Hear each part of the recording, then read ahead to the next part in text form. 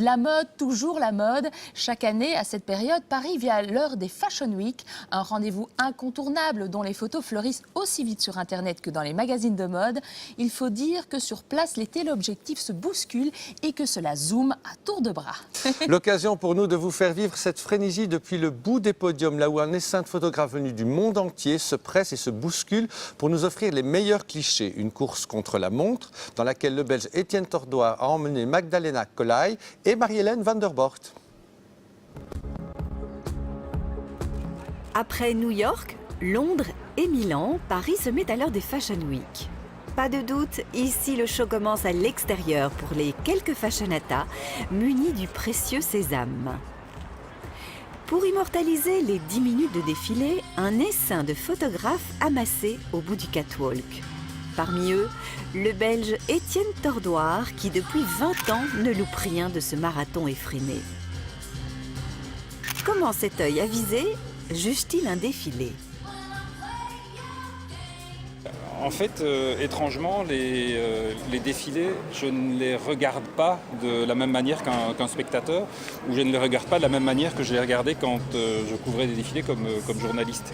Je regarde les yeux des mannequins pour voir si ses yeux sont ouverts ou fermés. Je regarde si elle ne fait pas une grimace. Je regarde ses jambes pour voir si le tombé du vêtement est intéressant de manière à avoir l'image la plus belle possible. C'est un peu la raison pour laquelle on est là.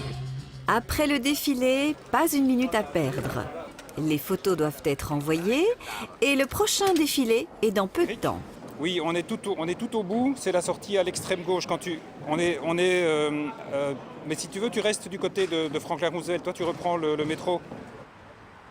Après chaque défilé, notre photographe a rendez-vous avec son coursier.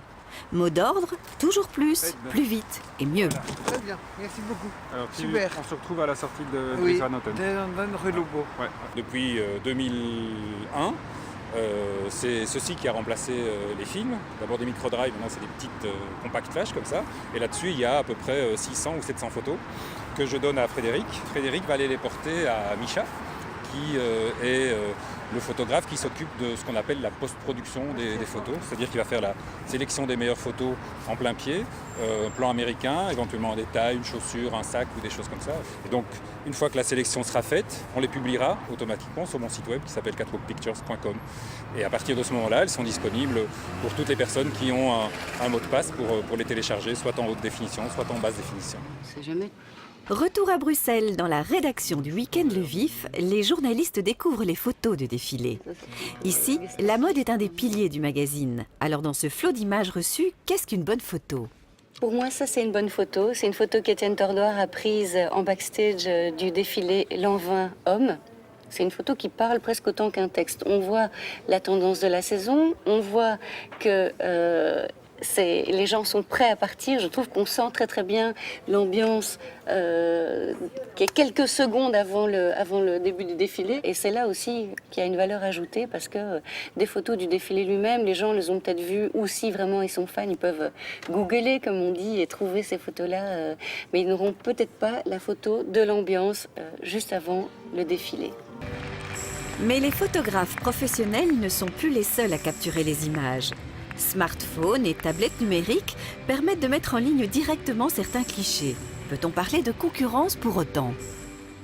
Si on veut faire la comparaison, il y a l'information fast-food que tout le monde peut avoir avec un smartphone. C'est très facile d'envoyer, de tweeter, de relayer. Mais en même temps, à côté du fast-food, on aimera toujours avoir un bon repas gastronomique. On aimera toujours avoir un beau reportage photo et un beau texte qui l'accompagne avec une vraie valeur ajoutée, encore une fois, sur la qualité plus que sur la rapidité.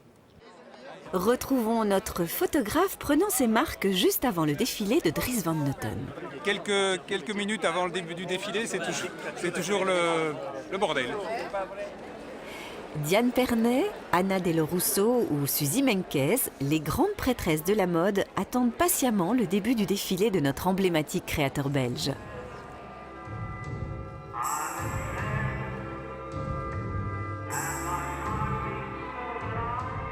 Pour la saison automne-hiver, Driss nous livre une collection qui revisite le masculin-féminin avec élégance et retenue à l'image du créateur. Durant le show, un incident est passé inaperçu pour la plupart des spectateurs. Vous avez vu, il y a une photographe qui s'est sentie un peu mal parce qu'il fait quand même très chaud. Vous sentez la chaleur qu'il fait ici. Bon, là ça va, mais quand c'est en été, par exemple pour les défilés de la haute couture à Milan, si on se trouve sous une tente noire où il n'y a pas d'air conditionné, il peut facilement, le taux d'humidité peut monter, il peut facilement faire 40 degrés à l'intérieur. Donc c'est parfois assez éprouvant. Voilà. Étienne nous accorde une petite pause café, une rupture de rythme qui est loin de faire partie de ses habitudes. Pendant les défilés, il n'y a pas de vie à côté, il n'y a que les défilés et les photos qui comptent. Et je dis toujours qu'il peut se passer un tremblement de terre désastreux à l'autre bout du monde ou une révolution dans mon propre pays et je ne serai pas au courant parce que je m'intéresse à l'actualité, je suis l'actualité, mais pendant les défilés, non. Ce Carolo d'origine fait ses tout débuts en tant que photographe musical avec une rubrique rock. Très vite, son œil s'attarde sur le look de ces rockstars. Diplôme de journaliste en poche, il s'oriente alors vers la mode. Christine Laurent se souvient de ses premiers pas lorsqu'elle dirigeait le Week-end Le Vif. Il a fait pour nous toute une série d'articles déjà un peu flirtant avec le lifestyle, dont il a compris l'intérêt bien avant les autres. Et surtout, il s'est intéressé très vite aux créateurs belges, parce que ça commençait tout doucement, les créateurs belges, d'abord à Anvers et puis ensuite à Bruxelles. Et il a été dès le tout début un fan fantastique, un supporter fantastique des créateurs belges. Et donc nous avons fait plein de collaborations avec lui autour des créateurs belges. Je pense que c'est un garçon qui est très créatif. Je ne vous apprends rien en vous disant ça.